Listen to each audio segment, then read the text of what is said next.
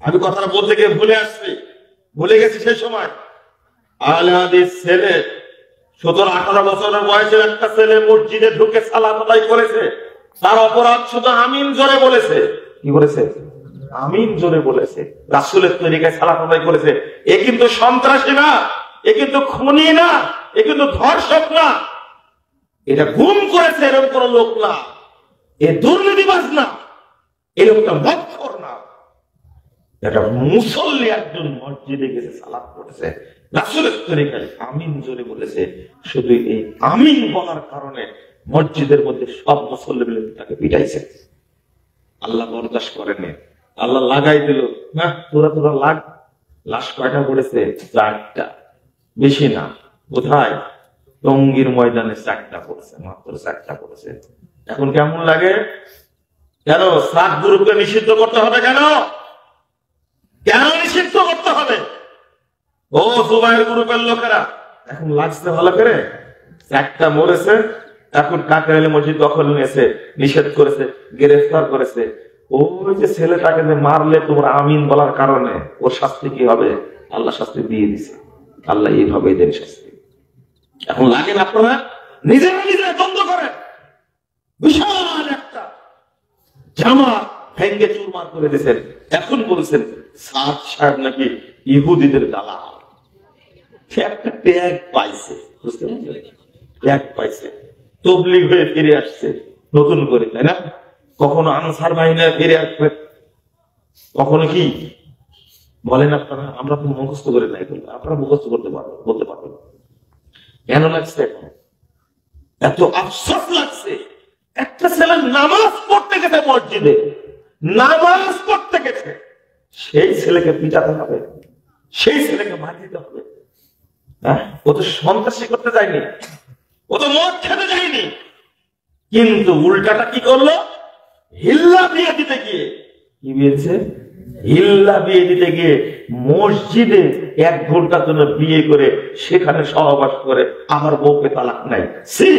তোমাদের দেখ, এটা নাকি ধর্ম। আমার দাদা ঠিকই বলতেন, তুই হানফি না মুসলমান? বুঝেননি কথা? কি বোধ করে ভাই, এটা কোন ধর্ম যে বিয়ে করতে 1 ঘন্টার জন্য মসজিদের মধ্যে আকাম কুকাম করবে আবার বিয়ে পড়া যায়? লজ্জা করে না তোমাদের? শরম করে না? বেহায়া। এর কোন শাস্তি হয়েছে? শাস্তি? ওকে গ্রেফতার করেছে? কিচ্ছু হয়নি। কারণ এই হুজুরেরা সব সমর্থন করে থাকে। শুধু বিরোধী কারা? আহলে হাদিসরা। কারা বিরোধী? আহলে হাদিসরা। প্রশাসনে কিছু বলে, কানে কানে পো দিয়ে দিছে, যা করেছে ঠিক আছে। কানে কানে কি দিয়ে দিছে? হুজুরের গোষ্ঠীর সাথে পারবে? নাউযুবিল্লাহ, আস্তাগফিরুল্লাহ। এটা কি ইসলাম হতে পারে? বুঝেননি কথা? হিল্লা দিয়ে বুঝেননি আপনারা? বাংলাদেশে ঘটনা ঘটলো না? এদের লজ্জা শরম আছে? এই দেওবন্দী আর বেরলভী বলে যে গর্ব প্রকাশ করে, এদের কোন শরম আছে?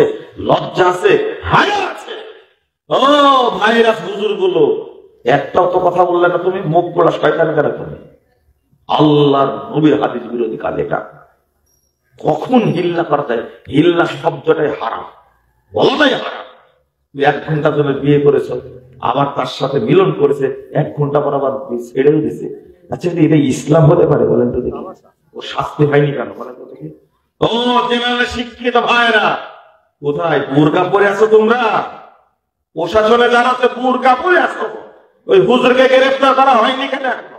যে বিয়েটা পরে গ্রেফতার কেন করা হয়নি? তোমরা কি বুরকা পরে থাকো?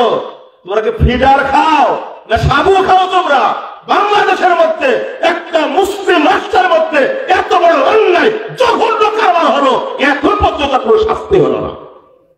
শাস্তি হবে কি করে? সব সমর্থন করে। একটা জেনা না, মসজিদের মধ্যে জেনা করেছে, মসজিদের মধ্যে জেনা করেছে। এই ইমাম মুয়াজ্জির উবাইদকে গ্রেফতার করা উচিত এবং তার শাস্তি দেওয়া উচিত। বাংলাদেশের মুসলিমদের না, একটা সরলা মহিলাকে কিভাবে বিপদের প্লেসে অত্যাচার করেছে, তারা কেউ গ্রেফতার হয়নি। আমার জানা না যে গ্রেফতার হয়েছে, মামলা হয়নি হারাম করে নামে। আপনি কিভাবে বলবেন এই দেশে ইসলাম প্রচার করবে তুমি? কিন্তু যেখানে আহলে হাদিসদের মাহফিল হবে, সেখানে কুতকুতুরি শুরু হবে, গুতানি শুরু হবে, মাহফিল বন্ধ করে দেওয়া হোক, সালাফি কনফারেন্স বন্ধ করে দেওয়া হোক, এই কাজগুলো করবে। কথা বুঝতে পারলেন? জাহিগা মতো কথা বলবে না। এই জন্য আমি মুখ পোড়া শয়তান যখন বলি আপনাদের রাগ হয়, তাই না? কেন কথা বললো না এ ব্যাপারে? কেন কথা বললো না? তোমরা সব কথা বলো, আরে বাথরুমে কি হয়েছে সেটাও লাইভ দেয়, বুঝেন না মনে কথা, তাই না? কিছু হলে লাইভ, কিছু হলে কেন এত বড় ঘটনা ঘটলো, মুখ পোড়া গুলো কথা বললো না কেন? এটাই তো আমার রাগ, এটাই আমার আক্ষেপ। তাদের কথা বলার দরকার ছিল না? গ্রেফতার হয়নি কেন তারা? নওয়াজুবিল্লাহ।